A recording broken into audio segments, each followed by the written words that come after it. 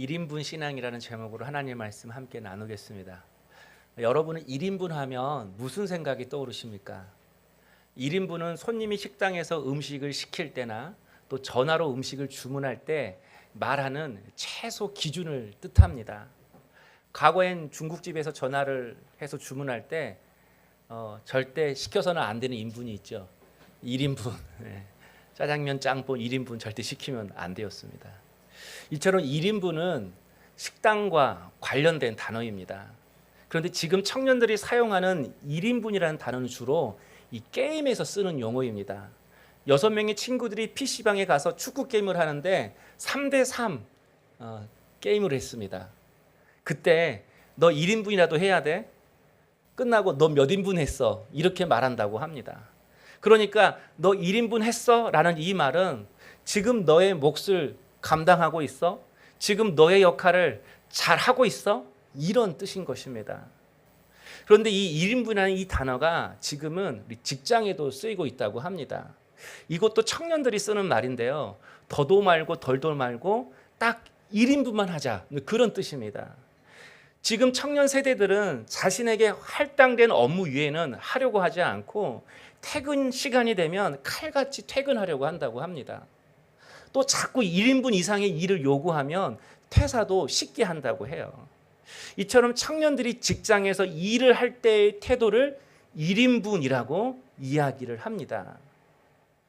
기성세들이 보기에는 굉장히 이기적인 태도로 보입니다. 그런데 우리 청년들이 이렇게 1인분으로 생활하는 이유가 있습니다. 자신은 열심히 일했는데 성과를 상사가 가로챕니다. 남에게는 2인분, 3인분 하라고 자꾸 강조하면서 자신은 0.5인분만 해요. 그리고는 더 많은 월급을 받아가지고 가는 이기적인 직장 선배들, 팀장들이 있습니다. 열심히 하면 내가 그만큼 대우해주고 승진해주겠다고 약속하면서 열정을 강요하는데 2인분, 3인분을 못하면 언제든지 버릴 준비가 되어 있는 회사들이 있습니다. 그래서 우리 청년들이 내게 부여된 업무만큼, 내게 주어진 월급만큼만 하려는 이 1인분 사고방식이 생긴 것입니다. 우리 기성세대들의 문제이기도 하죠. 그러나 우리 청년들이 항상 1인분만 하겠다라는 생각은 결코 자신의 인생에 있어서 도움이 안 됩니다. 나의 노력에 기생충처럼 무임승차하려고 하는 사람들도 있겠지만 그렇다고 20대, 30대의 1인분만큼만 하면서 1인분의 월급을 받겠다라는 것은 자신의 인생을 개발하지 않겠다라는 것입니다. 그러면 여러분, 내가 50대가 되어도 그 청년은 여전히 나 한 사람밖에 책임지지 못하는 존재가 될 수 있습니다. 평생 나 한 사람만 책임지며 살았는데 50대, 60대가 되어서는 왜 세상에 나에게 도움을 주지 않냐고 불평하는 그런 존재가 될 수 있다는 것입니다. 손흥민 선수가 지금의 축구 선수가 된 것은 축구 경기를 할 때 1인분만 해서 된 것이 아니었을 것입니다. 항상 5인분, 6인분을 하려고 최선을 다했을 것입니다. 그래서 얼마 전에 지금 토트넘의 주장이 되었잖아요. 5인분, 6인분 몫을 하기 위해서 열심히 준비하고 도전했기 때문에 지금의 손흥민이 있는 것이죠. 그렇다면 여러분은 지금 가정에서, 세상에서 1인분 역할만 하고 있으십니까? 아니면 그 이상을 하고 있으십니까? 가정의 일은 다 아내에게 맡기면서 자신이 모든 것을 다 하는 것처럼 그렇게 생활을 하고 계십니까? 아니면 함께 돌보고 계십니까? 모든 짐, 책임을 남편한테 다 떠넘기면서 그냥 원망만 하며 살고 계십니까? 함께 마음을 모아서 가정을 세워가고 있으십니까? 오늘 본문에 나오는 바울을 보십시오. 바울은 1인분만 하는 인생이 아니었습니다. 19절에 보면요, 모든 겸손과 눈물로 에베소 성도들을 말씀으로 양육했다고 이야기를 합니다. 모든 겸손과 눈물, 이게 1인분이겠습니까? 결코 아니죠. 24절에도 보면요, 내가 달려갈 길과 주 예수께 받은 사명 곧 하나님의 은혜의 복음을 증언하는 일에는 나의 생명을 조금도 귀한 것으로 여기지 아니하겠노라. 바울은 지금 3차 전도 여행을 마무리하고 예루살렘으로 향하고 있습니다. 그런데 바울이 예루살렘으로 가는 도중 여러 도시를 방문할 때마다 그때 만나는 성도들이 바울에게 예루살렘으로 가면 결박과 환난이 있을 것이라고 말하는 것이었습니다. 목숨이 이틀일 수 있어. 핍박받을 수 있어. 그렇게 말하는 거예요. 그런데도 바울이 예루살렘으로 가서 복음을 전하겠다고 하는 것이죠.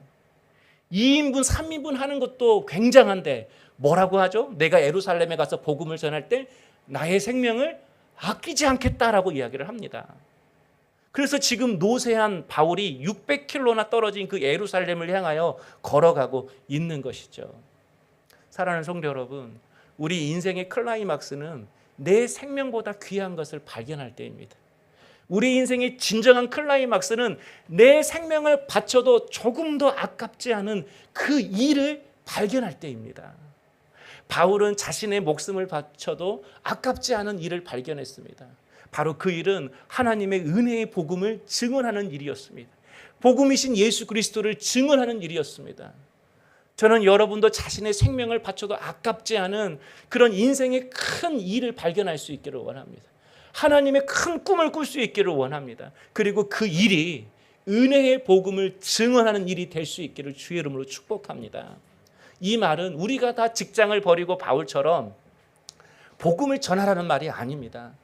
여러분이 하는 일이 복음의 방식이어야 되고 여러분이 만나는 사람마다 복음이신 예수님의 성품이 드러나야 하는 것이죠. 모든 겸손과 눈물로 양육하며. 사도 바울은 사람을 대할 때 겸손하게 되었습니다. 인생의 시련을 만날 때 견디고 버티고 참았습니다. 마귀가 자신의 관계로 유혹을 해도 포기하지 않고 끝까지 주의 사명을 감당했습니다. 읽지 않았지만 33절에 보면 내가 아무런 은이나 금이나 의복을 탐하지 아니하였고 무슨 일을 하든지 자신의 이익을 위해서 부당한 대가를 요구하지도 취하지도 않았다라는 것입니다.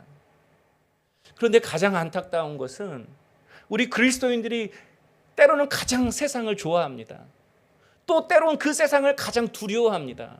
그래서 세상 사람들보다 더 이기적으로 살아갈 때가 많습니다.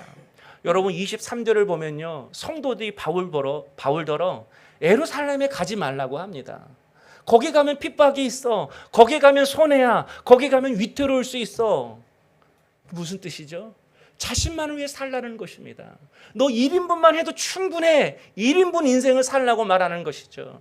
주님이 살려주셨으면 이제 주를 위해 살고 살려내며 살아야 되는데 자신만을 위해 살아가라고 다른 사람이 아니라 주변에 있는 성도들이, 그렇게 신자들이, 그리스도인들이 이야기를 하는 것이죠.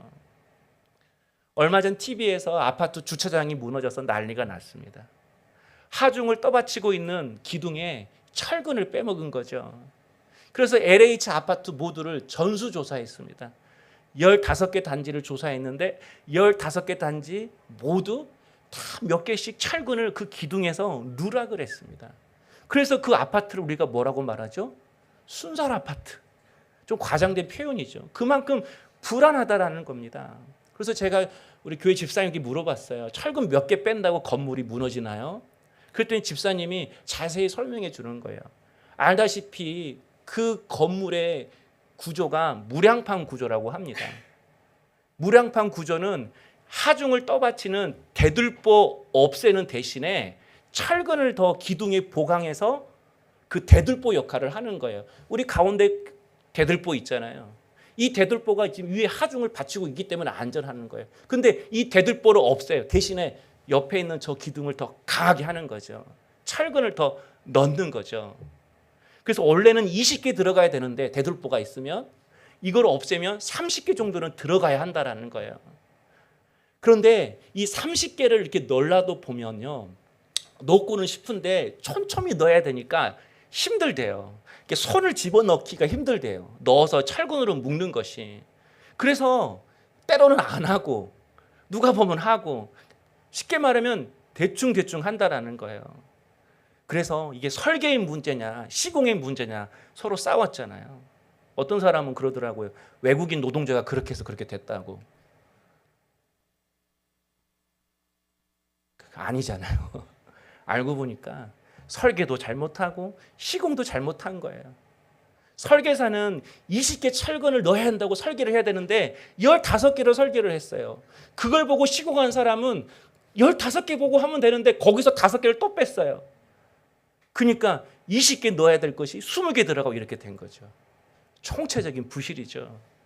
여러분, 알고 뺀 거죠. 돈 먹고 뺀 거죠. 귀찮아서 뺀 거죠. 인맥 때문에 뺀 거죠. 그래서 무너진 거죠. 여러분, 이 모든 과정에서 예수 믿는 성도가 없었을까요? 분명히 중요한 자리마다 예수 믿는 성도들이 있었을 것입니다. 그들은 자기 자신만을 위해서 그 자리에서 3인분씩 5인분씩 해먹었을 것입니다. 여러분, 비단 건설뿐이겠습니까? 우리의 신앙생활은 어떻습니까? 힘들다고 빼고, 어렵다고 빼고, 바쁘다고 안 하고, 이러다가 공부 빼고, 저러다가 성경 빼고. 여러분, 그러다가 한순간에 우리의 신앙도 무너지는 것입니다. 그래서 바울이 29절에 내가 떠난 후에라고 말씀을 합니다. 지금 바울이 3차 전도여행을 끝내고 예루살렘으로 돌아갈 때 마지막 보고 싶은 사람들이 있었습니다. 바로 그 사람들이 에베소 장로들이었습니다. 그래서 그 에베소 장로들을 밀레도라는 중간 지점에서 만나기로 한 것입니다.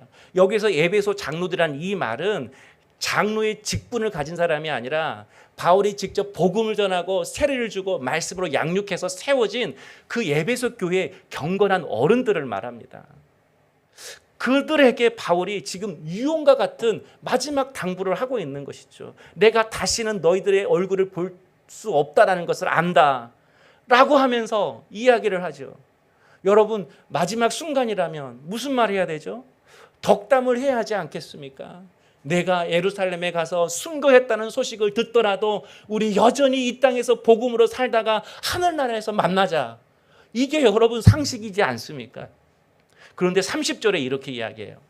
또한 여러분 중에서도 제자들을 끌어 자기를 따르게 하고 어그러진 말을 하는 사람들이 일어날 줄을 내가 아노라. 여기서 어그러지는 말은 말을 왜곡하다는 말이고, 내가 아노라는 이 말은 내가 본다 이 말이죠. 사도 바울이 그 에베소 장로를 불러다가 내가 떠나면 반드시 이리와 같은 거짓 교사들이 들어와서 이 교회를 시끄럽게 하고 성도들을 무너지게 할 것이다. 그러나 여기서 내 말을 듣고 있는 너희들 중에 누군가는 하나님의 말씀을 왜곡해서 자기 편을 만들고 하수인 만들 것을 내가 안다. 내 눈에 다 보인다 라고 말한 것입니다. 바울 자신이 직접 복음을 전하고 눈물로 세운 사람들에게 마지막 순간에 어떻게 이런 말을 할 수가 있는 것입니까? 내 눈에 보여? 누군가는 교회를 무너뜨리고 자기 편을 만들고 그 신앙을 무너뜨리게 할 사람이 내 눈에 보여? 바울이 이렇게 말하는 이유는 아무리 목사, 장로, 집사, 권사라도 언제든지 믿음에서 떠날 수 있는 존재가 우리 자신임을 바울이 각성시켜 주는 것입니다. 우리 모두가 여기에 앉아서 예배를 드리고 있다고 해도 우리의 코끝에서 호흡이 멈추는 그 순간까지 참된 그리스도인으로 살아갈 보장이 없다라는 것을 우리에게 말씀해 주는 것입니다. 나 때는 말이야 라고 하면서 자신의 인생의 경험과 지식이 최고라고 생각하며 하나님의 말씀을 왜곡하면서 자신만을 위해 우리가 살아갈 수 있다라는 것입니다. 여러분, 우리 자신들, 우리뿐이겠습니까? 요새 꼰대라는 말을 자주 쓰잖아요. 이 꼰대라는 말을 누구한테 쓰죠? 나 때는 말이야라고 하면서 말하는 기성세대들, 우리들을 이렇게, 저도 우리 청년들한테는 꼰대더라고요. 우리들을 향해서 하는 그런 말이 꼰대입니다. 그런데 요즘 젊은 꼰대들이 많이 생겨났다고 합니다. 남의 말을 안 듣습니다.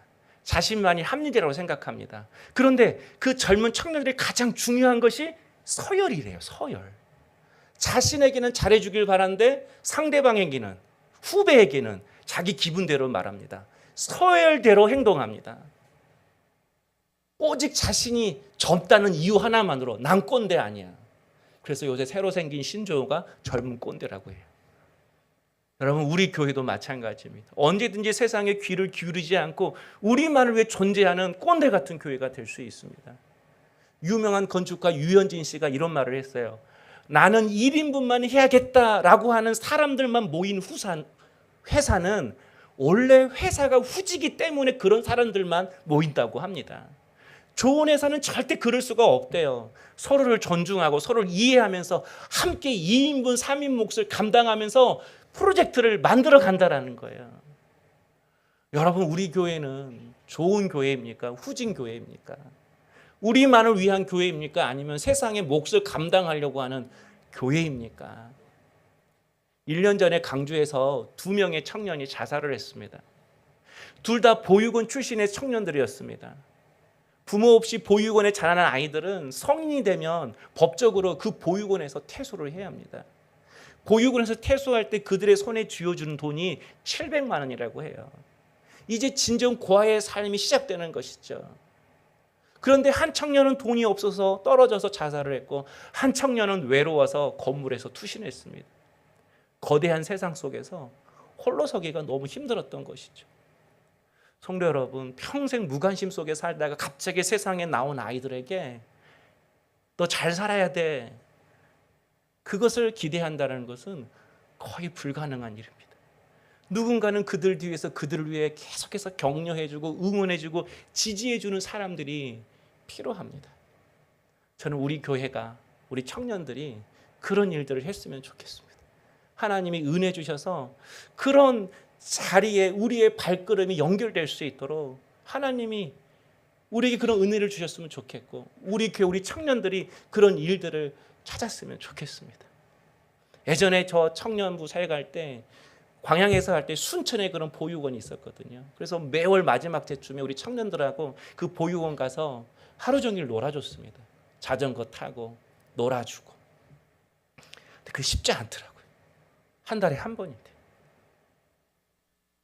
저는 우리 모든 성도님들이 1인분이 아니라 2인분, 3인분 주의 십자가 지는 그런 성도 되었으면 좋겠습니다. 2인분, 3인분을 뛰어넘어서 주의 십자가 지고 세상의 몫을 감당할 수 있는 우리 교회가 되었으면 좋겠습니다. 그런 의미에서 바울이 22절에서 이렇게 말합니다. 보라, 이제 나는 성령에 매어 예루살렘으로 가는데. 바울이 고난이 있고 핍박이 있어서 사람들이 만류해도 예루살렘으로 가는 이유가 성령의 매임 때문이라고 이야기를 합니다. 복음을 전하는 일이 자신의 생명보다 더 귀하다는 것을 깨닫게 하신 분이 성령님이었다는 것입니다. 자신도 두렵고 떨리지만 예루살렘으로 갈 수 있도록 믿음과 담대함을 주셨던 분이 성령님이라는 것입니다. 이처럼 사도 바울은 매일매일 성령에 매였습니다. 성령께 붙들렸습니다. 여러분, 성령님이 누구이십니까? 요한복음 16장 8절에 보면 그가 와서 죄에 대하여, 의에 대하여, 심판에 대하여 세상을 책망하리라라고 말씀합니다. 이 책망이라는 것은 마음을 두드려서 깨닫게 하다, 이해시키다, 그런 말입니다. 다시 말해서 성령님은 먼저 죄에 대해서 깨닫게 하신다라는 거예요. 무엇이 부끄러운 삶인지 그걸 알게 하신다라는 거예요. 성령님은 의에 대해서 깨닫게 하신다는 말씀합니다. 하나님과의 바른 관계가 무엇인지, 지금 내가 하나님과의 바른 관계 속에서 살아가고 있는지, 지금 내가 1인분의 삶만 살아가고 있는지, 아니면 누군가를 위해 그 몫을 짊어지고 살아가고 있는지 말씀을 통해서 성령께서 깨닫게 하신다는 것입니다. 또 성령님은 심판에 대해서도 깨닫게 하신다고 말씀합니다. 여러분, 악인과 마귀에 있어서 심판은 영원한 지옥이지만 하나님을 믿는 그리스도인에게 있어서 심판은 여러분 상급인 것입니다. 한마디로 성령에 매여 사는 삶이 힘들어도 그 삶이 얼마나 영광스럽다라는 것을 알게 하시고, 그리고 그 영광스러운 삶에 나의 삶을 동참할 수 있도록 믿음과 담대함과 능력을 주시는 분이, 그래서 결국은 그 영광을 경험케 하시는 분이 성령님이라는 것입니다. 그래서 사도 바울이 매일매일 성령께 매이길 원했습니다. 성령께 붙들리기를 원했습니다. 그가 성령께 이렇게 매일매일 붙들렸기에 24절에 나의 달려갈 길을 겸손과 눈물과 버티고 참음으로 걸어갈 수가 있었던 것입니다. 성령님의 은혜와 능력 때문에 1인분이 아니라 눈물로 누군가를 세우고 살려내는 삶을 살아갈 수 있었다라는 것입니다. 그래서 우리의 인생이 마치 모자이크 그림과 같습니다. 모자이크 판에 찢어진 색종이들을 처음 붙일 때에는 모자이크 판이 무슨 그림인지 무슨 글자인지 전혀 알 수 없습니다. 그러나 그 찢어진 색종이들을 포기하지 않고 하나씩 하나씩 붙여나가면 무슨 글자인지 무슨 그림인지 점점점 드러나고 마지막에는 선명하게 보입니다. 여러분, 바울의 인생을 보십시오. 하나님께서 바울에게 복음을 전하라고 하는 인생의 모자이판을 그에게 주었습니다. 그때 하나님이 주신 색종이는 찢어진 색종이들이었습니다. 강의 위험과 강도의 위험과 동족의 위험과 이방인의 위험과 신의 위험과 광야 위험과 배고픔과 비참함과 이런 고통스러운 이렇게 찢어진 하루하루를 주님이 주신 것입니다. 그런데 그 찢어진 색종이 같은 하루하루를 성령을 의지하면서 자신의 인생의 모자이크 판에 눈물과 겸손으로 붙였습니다. 눈물과 겸손으로 매일매일 살아냈습니다. 이렇게 겸손과 눈물로 20년을 살아내는 그 순간, 이제 내가 로마도 보아야 하리라. 자신의 인생 가운데 자기의 생명보다도 더 귀한, 자기의 목숨을 바쳐도 아깝지 않은 하나님의 놀라운 꿈을 발견하게 된 것입니다. 그래서 청교도들이 그러잖아요. 아직 우리에게 좋은 곳은 오지 않았다. 왜? 지금 우리가 우리 인생에 찢어진 하루하루를 붙이고 있기 때문에. 여러분 인생에 숨겨진 하나님의 큰 그림을 발견할 수 있기를 원합니다. 날 향하신 그분의 뜻을 발견할 수 있기를 원합니다. 그래서 청년의 때에 하나님의 꿈을 온전히 발견하는 것이 아닙니다. 여기 앉아있는 여러분이 오히려 더 하나님의 그 놀라운 그림과 꿈에 가까워진 성도들일 것입니다. 여러분, 우리도 마찬가지죠. 우리에게 주어진 찢어진 색종이가 부유하든 가난하든 건강하든 병들었든 성공했든 실패하든 아무 상관없이 성령을 의지하면서 내 인생의 모자이크 판에 하루하루 믿음으로 살아낼 때 처음에는 분명 내 삶이 어떤 그림인지 어떤 모습인지 알 수 없을 것입니다. 하루하루 믿음으로 살아가고 말씀으로 살아가는 이 삶의 결과가 무엇인지 선명하게 보이지 않을 것입니다. 그러나 매일매일 성령에 매운 눈물과 겸손으로 내게 주어진 삶을 살아낼 때 생명을 바쳐도 아깝지 않은 하나님의 놀라운 큰 그림을 발견하게 될 줄로 믿습니다. 성도 여러분, 우리는 철근을 빼먹은 기둥과 같은 존재입니다. 그래서 우리의 힘으로 우리의 인생을 바칠 수가 없습니다. 여러분이 누군가를 바칠 수 없습니다. 자녀를 품고 있어도 그 자녀 여러분, 철근 빠진 여러분이 기둥이 될 수 없습니다. 우리의 인생을 떠받치는 대들보는 오직 성령님이십니다.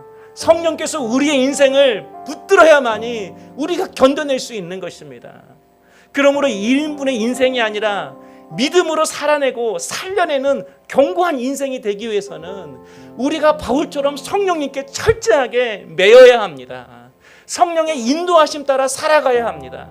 물론 성령의 매고 그분의 인도하심 따라 살아가는 삶이 결코 순조롭지는 않을 것입니다. 평탄하지는 않을 것입니다. 그러나 우리 성령님이 내게 1인분이 아니라 더 많은 몫을 감당하라고 자꾸 사명을 주시고 내 마음에 부담감을 주시는 그 이유는 우리의 인생에 견고한 기둥을 세우시려는 것입니다. 그런 의미에서 하나님은 모세에게 칼 한 자루 군사 한 명 옆에 붙여주지 않았습니다. 달랑 손에 막대기 하나 쥐어주면서 애굽으로 가서 이스라엘 백성들을 구원해내라고 하셨습니다. 다윗은 사울이 두려워서 아둘람 굴로 도망을 갔는데 그 굴에 도망자 400명을 보내시면서 야, 네가 400명 살려내라고 하셨습니다.